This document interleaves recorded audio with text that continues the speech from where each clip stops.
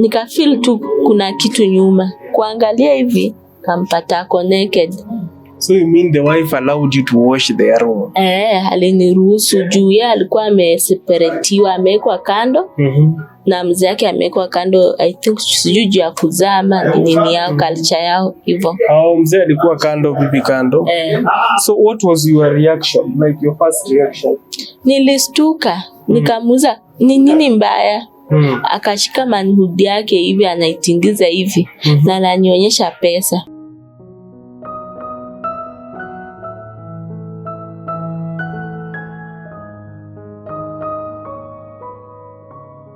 Hey guys, welcome back again, and this is the Bob Shakula Show latest episode for today. And today I have this amazing guest who has a story to share with you people. Ningependa sana tuweze kumsikiliza, manake I'm so sure we're going to learn a lot today. We're going to get informed many things from our guest's experience. Ningependa sana tutege sikio tusikize hadi mwisho. And if you're new to this platform, kindly consider subscribing and even turning on the bell notification for you to get notified each and every day we post our videos. And to make this video reach a wider audience, it starts from you, my supporter. Kama umesubscribe, umelike, remember to like, just liking. Hata kama you don't like commenting, leave a like the video niweze kufikia wider audience, niposa hata usiposaidia huyu mtu ambaye tunamsikiza leo asaidike na mtu mwingine pale nje. Thank you so much for supporting us. I can't get out of saying thank you so much. I would like us now to join and start the video. Karibu sana kwenye show. Kwa majina ni nani? Mimi kwa majina naitwa Ruth. Ruth. Yeah. Ruth, karibu sana. Ni Ruth nani? Ruth Mboka, Kulundu. Kulundu. Yeah. Wow. Wewe ni mtu wa Kakamega. Sawa Ruth. Ruth, background alafu tuende kwa story yako. Okay. As in background, like tu nyumbani. Nyumbani kwetu ni Eldoret. Na mimi ni second born kwetu na tuko watatu. Na tumelelewa na single mother. Yeah. Na ningependa basi kuambia umekuja hapa leo kushare ile story ambayo nilisoma nikasema wacha ukuje leo ukae kwa hii bench tuweze kusikiza kwa pamoja. Asante sana kwa kuchukua hiyo step ya ujasiri. Sajua mwenyewe ni jemedari wa story yako mwenyewe, si ndio? Manake umeshinda. Ningependa tu basi tukumbushane, utueleze moja kwa moja kiutaratibu ili tuweze kuielewa. Karibu sana. Asante. Mimi kwa majina nimesema naitwa Ruth Mboka, na mimi story yangu ni kutokea 2013. Okay, sisi tulikuwa tunaishi poa kama familia ya baba, mama na watoto until 2013 venye wazazi wachana, baba akaenda zake, mama akaenda hivi. So hapo ndio life ilianza kuwa hard. So juu ya depression ya mama alikuwa hivyo ameachwa sijui nini, akaanza kuniekea hiyo hasira na akachange once. Mama alibadilika, akaanza kunipiga, ananipiga tu bure, ananipiga, yani alikuwa ananiumiza sana, akifikiria kunipiga ananipiga tu. So and then venye alianza kutumia sharp objects kama slasher, kisu, hapo ndio niliona hapa ndaumia, ndio nikahepa, nikatafuta sasa my dad, akakuja akanichukua akanipeleka kwa aunti yangu. After amenikata mguu na slasher nikashonwa, akanichinja kisu, akanikata na kisu kwa kichwa, nikapona. Sasa hapo nikasema acha nitafute my dad. Huyo ni step mom? Bana, my real mother. Your real mother. Mbona anakufanyia hizi vitu? Ulikuwa amekutuma ama ni disagreements? Ni yani tu ukikosea tu kidogo, yani hata sijui, yani hata ukikosea tu kuchelewa kuosha vyombo, yani tu mistake kidogo tu yenye hapo nyuma hakuwa ananichapa. Sasa yeye alikuwa ananipiga after tu aliachana na dad. Na akachange. No. Hakuoleka. Ulibaki nyinyi peke yenu? Baki tu sisi peke yetu. Yeye hakuoleka, lakini sasa alikuwa na zile sijui ni hasira, sijui ni depression, ndo alibaki nazo juu hakuwa hivyo. So venye mimi nilienda kwa dad naye alikuwa ashawa stepmother pia, huko life kukua poa sana juu niliwa tu stepmother kwa anatutaka, ndo wako new kwa marriage. So nikaa kuna vitu nilikuwa nawazuia, ikabidi dad anichukua nipeleke saa kwa sister yake ambaye alikuwa aunti yangu. So kwa aunti pia vitu kukua poa juu aunti hakuwa stable. Dad huko amepotelea kwa huyu mamdogo. Sasa ikakuwa tu ni maisha ilikuwa ngumu sana. So hata shule ilikuwa shida, food ni shida. Sasa hapo ndo nikakutana na boy mmoja. Hapo nilikuwa form 2. Nikaona at least ananiprovidea food, nikimwambia sijakula ananiprovidea pocket money. So nikaona ni mtu wako serious na mimi. Now uko form 2. Leo niko form 2. Who is paying your school fees? Ni dad, but hakuwa analipa hivyo, alikuwa tu sometimes niko home, sometimes analipa, yani ile tu nusu ile tu ya shida. So hata ikafika mahali akastop kulipa. Nilikuwa narudishwa, nikaenda shule narudishwa. Sasa mimi nikirudishwa siendi home, naenda kwa boy. So at least uko nakula juu kwa auntie ilikuwa tu shida juu tulikuwa watoto wengi. So hapo ndo nikapata ball ya mtoto wangu wa kwanza. Sasa venye nilipata ball, boy akaona mimi ni mtoi wa shule, akatangulia kwanza kutoroka. Baadaye akakuja akanifuata akanitorosha. Sasa venye alitoroka nikabaki kuishi kwa auntie na maisha ikakuwa ngumu. Auntie amekasirika, sijui nini, ananiongelesha bataka. So venye alikuja akaniambia tuende, mimi sikuchelewa, nikatoka nikaenda nikastep. So kufika huko mimi nikakaa nikafeel nimemiss my family. Nikaanza kuwapigia simu, kupigia sister yangu. Sasa akaniambia mama hata ana shida, wewe kuja tusalimie, tumekumisa hata sisi. Nikamwambia basi acha niongee na mama. Mama akaniambia mimi sina shida, kitu ishafanyika, kuna vile tutafanya. Nikamwambia acha nikuje basi niwasalimie. Mama akaniambia sawa. Nikamwambia akakubali, akanipea pesa, nikaenda fair. Kaenda kusalimia mama, akaniambia ukae tu huko siku 3 urudi, usikae sana. Nikamwambia sawa. So kufika huko mama akaniongelesha, akaniambia mimi sitaki pia ukae hapa sana, mimi utaniaibisha, mamangu ni muombaji, utaniaibisha. Alikuwa akikuchapa tu kama ni muombaji? Yeah. Kwa muombaji, utaniaibisha kwa hii area, watasema mimi naombanga, mbona sikuombea wewe usipate mimba, utaniaibisha, sitaki uishi hapa. Weenda kabla hii mimba yako ikuwe kubwa sana ijulikane. Kaambia mama nimekuja tu kwa siku 3, mimi naenda, nimekuja tu kusalimia Sharo, ametoka shule ni sister yangu. Sasa kukaa hivyo siku 3, si mimi narudi. Kurudi nikapata huyo msee amehama. Hayuko, nyumba iko empty. Kumpigia simu akaniambia yeye ana shughuli na mimi, nimeenda home nimletee maaskari wamshike. Nikamwambia hata hakuna kitu kama hiyo, wazazi wana shida. Akasema yeye ana kazi yangu na akazima simu. So nikashangaa ndaenda wapi. So mimi sikujua mama ile maneno aliniambia alikuwa serious. Option ikakuwa nirudi home. Kurudi home mama akanifukuza, akaniambia kusikia vile nilikwambia, mpaka ile siku ndama hii area ndio utakuja ukae hapa na hii mimba, ukae na mimi na hii mimba yako. Toka hapa uende. Sasa ndaenda wapi? Mimi sitaki kujua kwa mwanaume alikupea mimba. So nikitembea jirani akakuwa amesikia, akakuja akaniita, akaniambia lala hapa, kesho tutajua cha kufanya. Mama kumbe alijua. 5 asubuhi alikuwa ameamka kubishia jirani mlango. Akabisha akigombana kabisa, jirani angevumilia, akafungua mlango. Mama akaingia ndani, akanitoa, akanitupanisha nje, akatupa hiyo bagi yangu nje. Hakutaki paka kwa jirani? Anitaki, si hiyo tu area wanamjua, watajua tu ni mtoto wake, hataki kuniona hiyo area. Sasa nikashangaa ndaenda wapi? Ikabidi nirudi huko tu hiyo area, huko Langaspen nilikuwa naishi na huyo jamaa. Sasa nikikaa chini kwa dad sizienda juu step mother anitaki. Kwa auntie nilitoka na madharau. Huyu msee ameenda, dada anitaki. Nikaanza tu kuzunguka kwa area. Nilikuwa nimejiambia ni sawa tu nitakuwa basi chokora. Nikaanza tu kutembea mpaka kitu ilifika kitu saa 3 kielekea saa 4 ndio mama mmoja Mnandi akakuja akaniongelesha. Sikumwambia ukweli hiyo time. Nilimdanganya mimi nilikuwa nafanya kazi, nikapata boss wangu amejua niko na mimba, amenifukuza, na mamangu ni mgonjwa huko nyumbani, siwezi enda bila pesa. So nilikuwa natafuta kazi nyingine nifanye ndio niende home. Hiyo mama akaniambia ni sawa, kuja hapa, kuja tuende na wewe kwangu. Tukiwa kwa njia akaniambia mimi nataka nakupeleka kwangu, bwanangu anakuanga mlevi na mimi siko hivyo stable, lakini kesho asubuhi tutakosa kazi. Nikaenda kwake nikakaa 2 days, akanitafutia kazi ya hoteli. So nilikuwa nafanya hiyo kazi ya hoteli. Sometimes tunafunga saa 4, nikienda nakuta amefukuzwa na bwanake, ako nje na mtoto, so mimi siwezi ingia.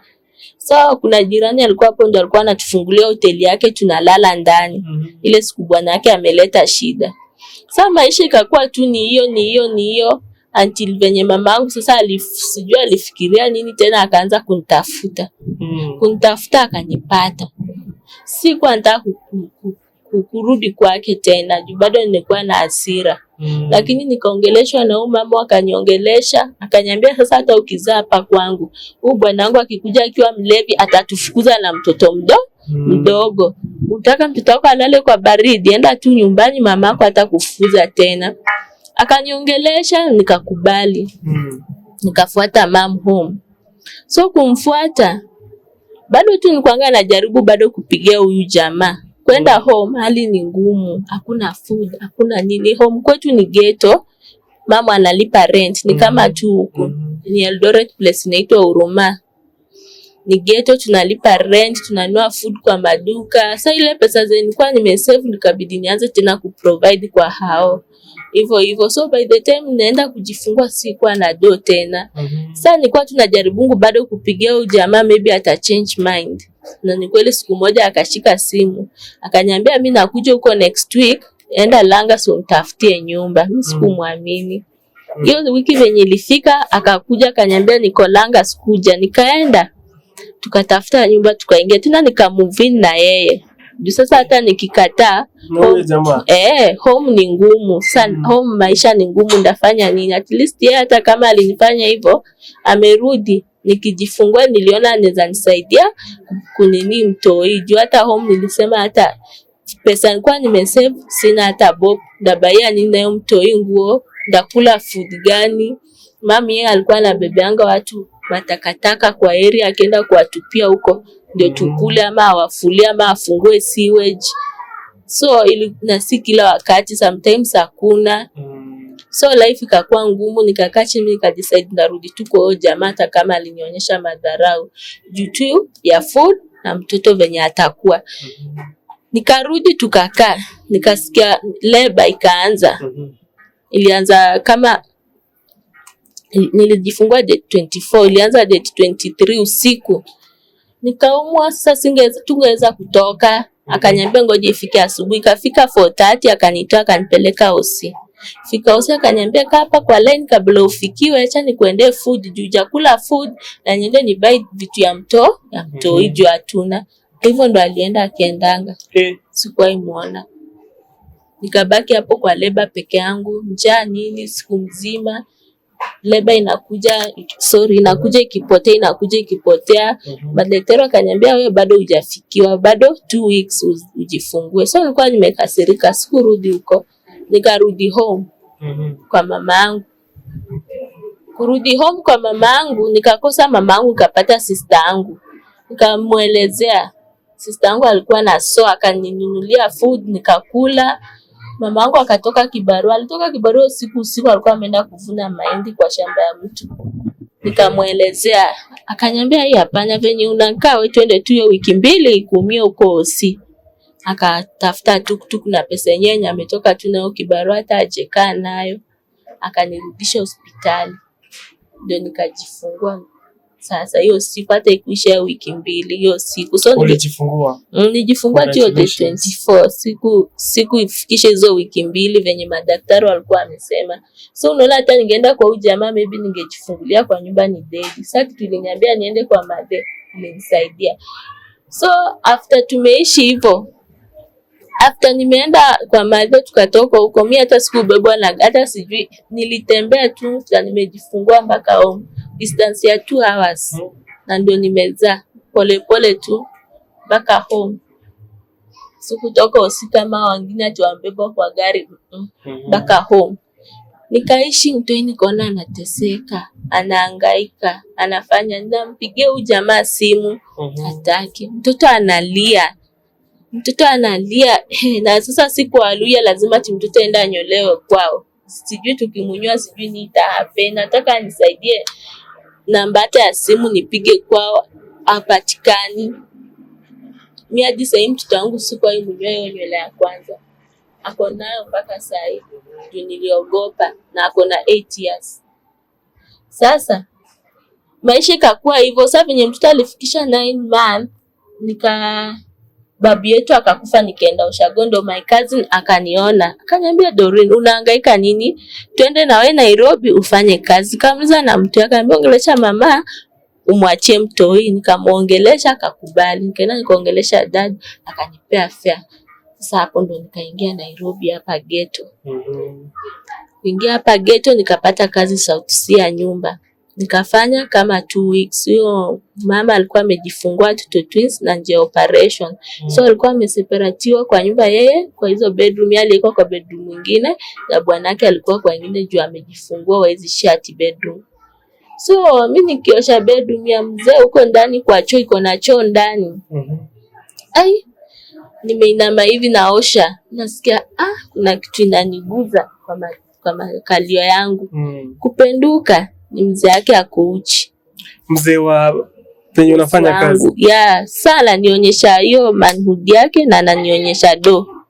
Sasa nikashangaa hapa shida nini? Mbeleni aliwahi hata kukatia? Hapana, hata hajawahi from to know, hata hata ilikuwa tu ukiingia kazi habari mzuri. Sasa alikuwa anatoka but hiyo siku alikuwa hajawahi hata nikatia. Sasa anakuonesha pesa na manhood yake. Sasa mimi nikashangaa sasa mimi nikamwambia tu hapana, acha nifanye kazi yangu. Nikaona amekuja kunishika na nguvu, nikamsukuma akaanguka na mimi nikatoroka. Nikakuja nikaambia my cousin, mimi hiyo kazi nimeacha kwa sababu ya hii. My cousin akaniuliza, kwa nini umeacha kazi? Kwa nini umekaa hapa miezi 3 bila kazi? Unafikiria una chakula unakula, maji unatumia, mimi naipata aje? Umezaa, kwani wewe ni vaje unatoroka hiyo? Nikasema sasa hapa maisha Sasa in short alikuwa anani advice ningekubali do na kitu anataka nifanye nichukue hizo do. Hiyo kazini yangu. Alikuwa anakuadvise ukubali, ungekubali? Ningekubali tulale na yeye na nichukue do. Sasa akakasirika sana na mimi juve nimemuelezea story, akakasirika mbona nimeacha hizo do. Kumbe alikuwa anafanya hiyo business na mimi sikuwa anajua. Mimi alikuwa akitoka ananiambia anaenda kazi kwa hoteli. Alikuwa ananiambia hivyo, funga mlango, mimi nimeenda kazi narudi asubuhi. Namwacha anaenda. So kumbe alikuwa sasa usiku ndo aliongea mpaka akaniambia ukweli. Nikasema mimi na hii sitaweza. So nikakaa nilikuwa nataka kurudi home. Ndio best yake tena mwingine akanipatia kazi Rongai. Kwa Rongai ndo nimefanya kazi kama 3 years ya nyumba, nikisaidia mom home na mtoi. So venye corona ilitokezea wakatufungia, na hapo 3 years nilikuwa nishapata boy mwingine. Sasa hapo wakatufungia, akaniambia corona iko hakuna kuenda off. Alikuwa ananipea off Friday jioni, narudi Monday asubuhi. So akinipea off nilikuwa naenda kwa uchali. So unaechali akaniambia mimi kama utazidi kufungua hivyo sisi tuachane. Mimi sitakaa hapa kama mwenye sina dem ati umefungiwa corona. Ni either mimi ama job. Mimi nikaacha job, nikasema job ndapata nyingine. Ukaenda kwa bwana? Kaenda kwa uchali. Nikapata tena boli nyingine. Kupata hiyo boli nyingine, chali aka change to once. Akabadilika tu. Mateso, akaniacha kwa nyumba, nikaanza kuhangaika, nikafanya tena kazi na ball, nikakaa nikajifungua mtoto akafikisha 3 months, tena nikamwacha nikaenda kibarua. Hivyo mpaka mtoto alikuwa mkubwa kidogo ameanza kukula, tena nikamrudisha nyumbani kwa mama. So life pia hapa Kibra imekuwa hard kwangu, na nikitoka home niliambia mama, nikalie na mtoto niende nifanye job, nikusaidie na ni save. Pia mimi nataka nirudi shule ya dressing. Hivyo ndio nilikuwa nimeambia mama. Sasa nikashangaa tena badala nifanye je nimefanya tena narudi napelekea mama mtoto mwingine, atanichukulia aje? Lakini mama alikasirika akanigombeza but akakubali tu kulea huyo mtoto. So na boy hivyo ikakuwa hivyo, ananitesa, ananitukana, anafanya nini madharau sijui. Yaani atumpea chance ya pili. Sasa hivyo ulikuwa boy mwingine, si huyu mwenye nilizaa naye, huyu mtoi wa kwanza. Huyu ni mwingine menipatana naye sasa Nairobi. Tena akanizaisha. Huyu ni mwingine huyu ni mwingine tena akachange. Alikuzalisha bado mtoto msichana? Kijana.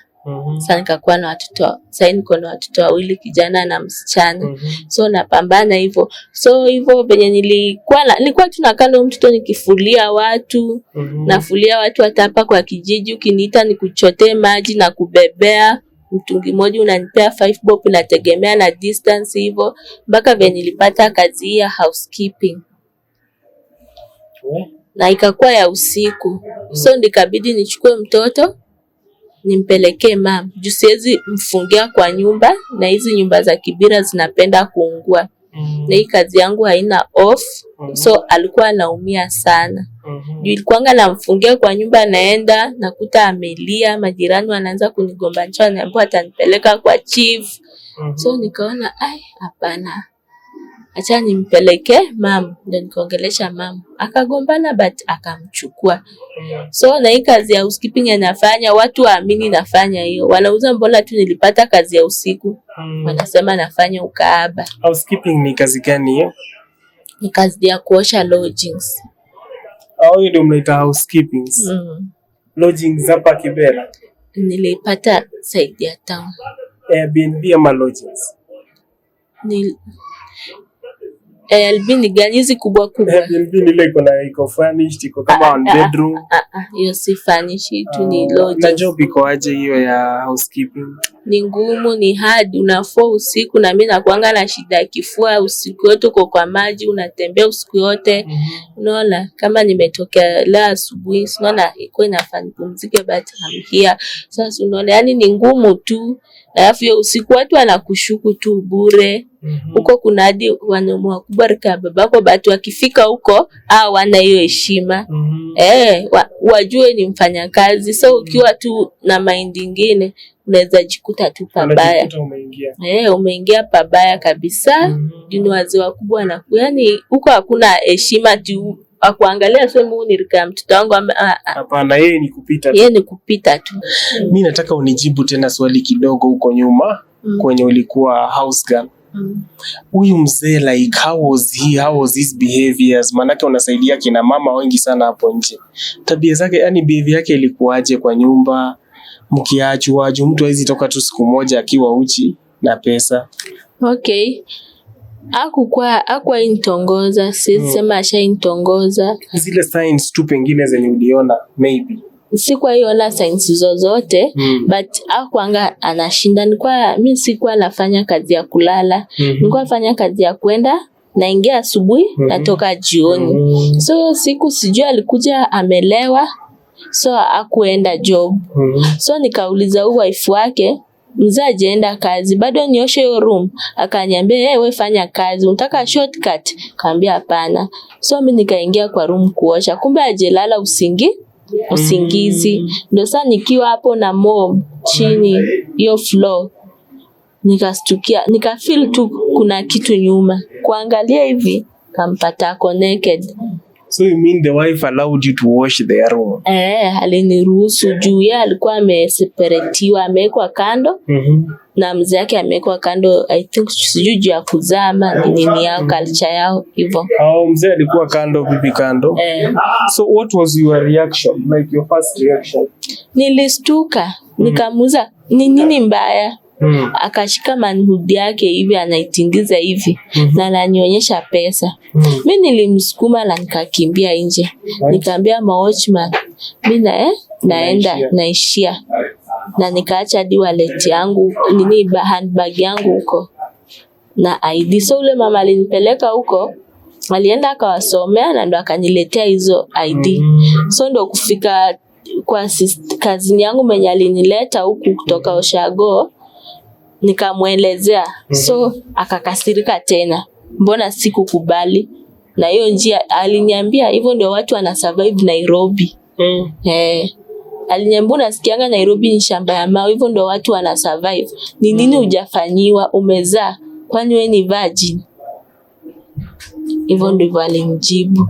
Na wewe ni principles gani zenye ulikuwa nazo zenye zingefanya wewe kufikiria hivyo kama yeye, kama wasichana wengine? Mimi nilikuwa nilikuwa bado na ile machungu ya ule mwanaume nilikuwa na yeye venye alikuwa amenifanya. Alafu unajua hivi vitu maybe nakujanga na feelings. Sasa mimi hata sikuwa na hizo feelings, nilikuwa na stress. Nimeacha mtoi wangu mdogo wa 9 month home. So mimi nilikuwa tuna ma stress zangu, so sikuwa na hizo feelings hata. Juu niligundua maybe ukiwa na hizo feelings ama ukifikiria hizo vitu ndio unaweza kuwa mwepesi wa kukubali sex anyhow. So unamaanisha minus the feelings, minus mateso ya mzee, ungeingia ndani? Maybe. Sio maybe. Ungekuwa tempted. Lakini hizo ndio zilifanya mimi sikuwa hata na hiyo mawazo, nilikuwa na stress sana. Pole sana, pole sana. Najua hizi mambo zinapata wasichana wengi pale wenye wako, especially wale wenye wamaliza high school, wanaenda kazi za nyumba, hawajui kukoaje. Sasa hizi watakuwa wakiwatch hii video and they learn a lot, si ndio? It happens, si ndio? We can't judge you. So first of all, thank you so much kuja kushare story yako. Ningependa utuendeleze penye ulikuwa umefikia. So housekeeping. So uko kwa housekeeping penye challenges ni gani huko kwa housekeeping? Challenges ni huko housekeeping kuna challenges mob. Huko watu wanatumia inaitwaje drugs, wanatumia drugs, wanatumia nini, unatembea uko peke yako kwa room, unatandika, unastukia mtu ameingia ashakushika. Wewe niambie kulikuaje kwako? So, you are one of your experience. What happened? Sasa mi one of my experience nilikuwa one day, siku moja nilikuwa kwa room natengeneza room. So na hiyo room iko juu, bouncers wako chini. So na tandika bed ndio another customer client akikam kuulizia apate ni clean. So nikastukia tu mtu ameingia na amenigrab. Nikashanga we rada niuliza nikupe ngapi, nikamzo nipe nini ngapi, ati in short ni ngapi. Nikamwambia wasichana wa short wako huko chini, by the way huko penye naunda rooms bado kuna wasichana wa kujiuza. Bado kunao, yani hiyo kazi naifanya tu juu ya shida. So nikamza short, nikamwambia wasichana wa short wako huko chini. So when niliona ameng'ang'ana ilibidi ni scream. Ndio bouncers wakasikia, wakakuja. So kukam hapo sasa ndo wakamchukua, wakamtupa, wakamrusha chini, wakamfukuza yani, wakamfukuza. Na tena kitu kingine yenye ishainistua ni one of my colleague ashaishikwa na nguvu na akaekewa ile I don't know the name, ile nini ya kulevya, dawa ya kulevya, hadi akazirai. So hizo ndo challenges naziona huko kwa kazi by now. Ndio unafanya paka saa hizi? Ndio nafanya. Nimejaribu kutafuta hizi jobs zingine, sipati. Na huko home ndio nalipia mom nyumba na mimi ndio nalisha watoi. And you know spirits are just spirits. Wewe mwenyewe hizi maroho za maybe za kujiuza kwa sababu unafanya kazi na hao watu, kumbuka umetoka kwa ndoa, how do you manage? I think tu niyo maybe uko unajua uko nakuanga busy sana. Niko busy na nikikuja nimechoka ni kulala. So mind yangu yuko kwa hiyo story sana, but somehow unaweza temptiwa. Unaona unaweza kuwa attempt. But uzuri kwa hiyo kazi kuna rules. Wakikupata tu kazi inaisha. So ukifikiria kazi itaisha na huyu jamaa atakutumikia kupe 5 so aende, una chill. Wewe una chill tu, una chill na ukikuja asubuhi umechoka unalala, jioni ikifika umeenda. So I think hiyo ndio inanisaidia. So unasema umekaa saa hizi kama single mother? Yeah. For how long? Around 2 years. Around 3 years since nikiwa na boli ya mtoi wangu na sasa anaelekea 3 years. How do you manage hizi vitu kama mwanaume pengine kuku-approach? Manake I was being told by another lady, Apofia. I don't know if you people remember Apofia. Alikuwa anasema tangu atoke alikuwa kwa streets by the way. But now vile alikuja kwa marriage, spirits za masturbation zilimuaffect sana. How do you control and manage that? Spirits za masturbation, maybe finding men approaching you. Okay, unajua mimi sometimes sijui hata wataniamini, najionanga siko normal. Sasa sijui ni mateso yenye nilipitia kwa mikono ya nini. Wallahi I don't have feelings anymore. Wallahi I don't have.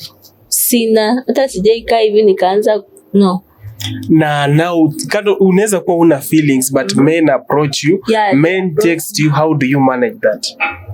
Me surely me wakataza. Nawaambia I'm not ready. Even now I have someone in KDF is in Embakasi. Is following but me namwambia I'm not ready. Na nikiona amezidi na block namba yake. Mimi ningekuwa hapa na simu ningekuonyesha, I just block this number. Anaendelea na so hata leo watu watakuwa wanakuwatch, pengine someone mwenye ako ready ameona wewe ni mrembo. Teseka sana. Nilisikia ni kama all men are, it's a scam toka kwa my dad na hao wanaume wawili, yani nilisikia tu no. Nilisikia What worst happened when you were in these marriages? Ndio tu yani tu after wamenipea ball kuniwacha tu nateseka. Hizo tu hakuna one of them mwenye ashanipiga, lakini hiyo sasa kuniacha tu nateseka hivyo. Nahangaika peke yangu na watoi na ball yani sijakako tu. Kama ukiangalia friends zangu wengine wenye wamezaa wakiwa na ball wanakaa maisha poa ya mastare, wanakula poa, wafanyi kazi mob, ni exercise tu. Mimi ilikuwa different. So mimi nilikuwa naona so hiyo ndo nilifeel hapana. Ukafeel si na pengine vishawishi, manake nimekuwa mtaa yenu watu wengi, madem wengi sana wana opt kwenda kujiuza. Umeshawishika hiyo design? Bado jaishawishika hivyo. So this job yenye unafanya inakusustain na inafanya watoto wanakula? Sustain hivyo sana. Juu unajua sasa you can imagine nalipa nyumba hapa Kibra, nalipia my mom, nalipia mtoto wangu school fees, so na si domo, so si hivyo sana. Ni talk to these people, waambie kitu. They are potential, wako pale. Wengine pengine umesema wengine watataka kukupenda juu you are single, wengine watataka kusupport. Talk to them. Okay, so mimi ningependa tu kwa wasikilizaji wenye wananisikiliza, kama kuna mwenye anaweza kuwa na job poa yenye naweza fanya, ama kama mwenye anaweza nitolea nipeleke tu course college ya hairdressing, atakuwa amenisaidia sana. Na namwombea tu kwa Mungu.